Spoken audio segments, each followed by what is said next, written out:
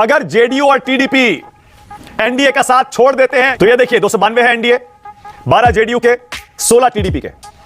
अगर ये एनडीए छोड़कर इंडिया में जाते हैं तो एनडीए की सरकार अल्पमत में आ सकती है। दोस्तों ऐसा लगता है जैसे इंडिया अलायंस से ज्यादा जल्दी तो निष्पक्ष पत्रकारों को है, इस मीडिया की लॉबी को है कि जल्दी जल्दी नीतीश कुमार राहुल गांधी के खेमे में आ जाएं और पीएम बन जाएं राहुल गांधी।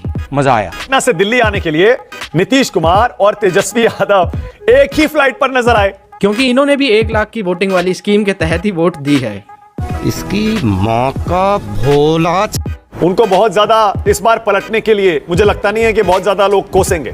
कोई ने पालतू मीडिया कहता है, कोई ने फालतू मीडिया कहता है, कोई ने पेड मीडिया कहता है तो कोई कहता है। लेकिन सबसे ज्यादा हंसी की बात तो ये है कि ये लोग अपने आप को निष्पक्ष पत्रकार बताते हैं। ये भगवान क्या जुल्म।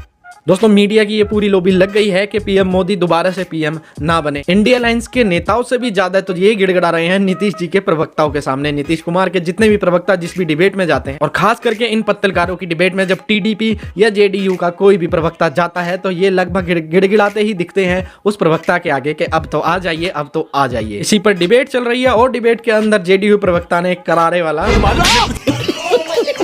तो आइए देखते हैं डिबेट के अंदर क्या हुआ है।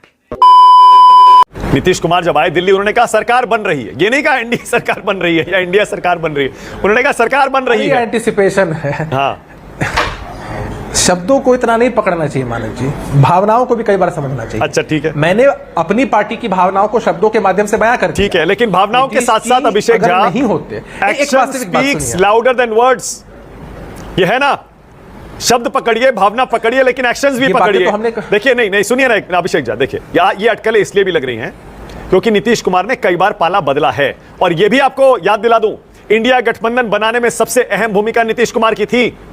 इसलिए अगर वो लौटते भी हैं तो भी वो नैतिक एक इसका वजह बता सकते हैं। हमने एनडीए के साथ मजबूती से चुनाव लड़ा है और बड़ी मजबूती के साथ एनडीए की एक सशक्त सरकार इस देश में बनने वाली है। बहुत तरह की बातें हमारी पार्टी, हमारे नेता के विषय में कही जा रही हैं, लेकिन इनका सच्चाई से कोई इत्तेफाक नहीं है। 2 लाइनें मैं कह दूं, मैं कल से ही इस बात को कह रहा हूं कि विकल्प मिलेंगे बहुत मार्ग भटकाने के लिए, विकल्प मिलेंगे बहुत मार्ग भटकाने के लिए, संकल्प एक ही काफी है लक्ष्य को पाने के लिए। उनको बहुत ज्यादा इस बार पलटने के लिए मुझे लगता नहीं है कि बहुत ज्यादा लोग कोसेंगे। अभिषेक, मानक जी, ऐसा तो नहीं है कि मैं पहली बार आपके साथ डिबेट कर रहा हूं।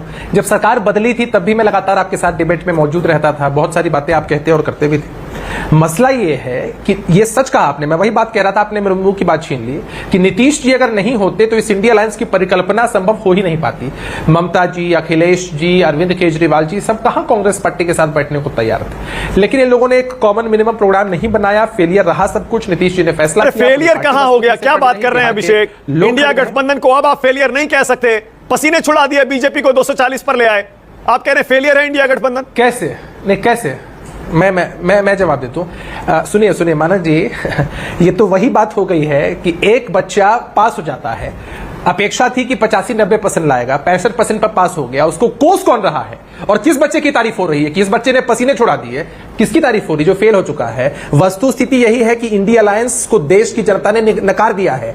लोकतंत्र में चुनाव में मेजोरिटी सबसे इंपॉर्टेंट होती है। मेजोरिटी अगर इंडिया अलायंस के पास नहीं है, इसका मतलब इंडिया अलायंस को नकार दिया है। छोटा सा आपने स्कोप छोड़ा है कि अगर प्रधानमंत्री पद का ऑफर मिला तो क्या करेंगे नीतीश कुमार, इस पर बहस चलती रहेगी। रुक जा अभिषेक, अब रुक जाइए एक सेकंड। वाजपेयी जी कहना चाहता हूं, एक कॉम्प्लीमेंट ले लीजिए, एक कॉम्प्लीमेंट ले लीजिए, एक कॉम्प्लीमेंट ले लीजिए। कॉम्प्लीमेंट ये है कि आप भी इतने मजे हुए पत्रकार, एंकर, इतनी ज्यादा आपको पॉलिटिक्स की समझ है कि एक एक बाल की खाल कैसे निकाली जाती है, एक एक शब्द का एंटिसिपेशन और प्रोजेक्शन कैसे होता है, वो सारी चीजें आप करते हैं, वो आप कर रहे हैं, अच्छी बात है। लेकिन मैं जो कह रहा हूं दिल खोल के कह रहा हूं और एकदम साफ कह रहा हूं। दोस्तों जेडीयू प्रवक्ता ने ठीक कहा, ये जो पत्रकार हैं, ये मानव गुप्ता, ये बहुत बड़े वाले इतने गांठ।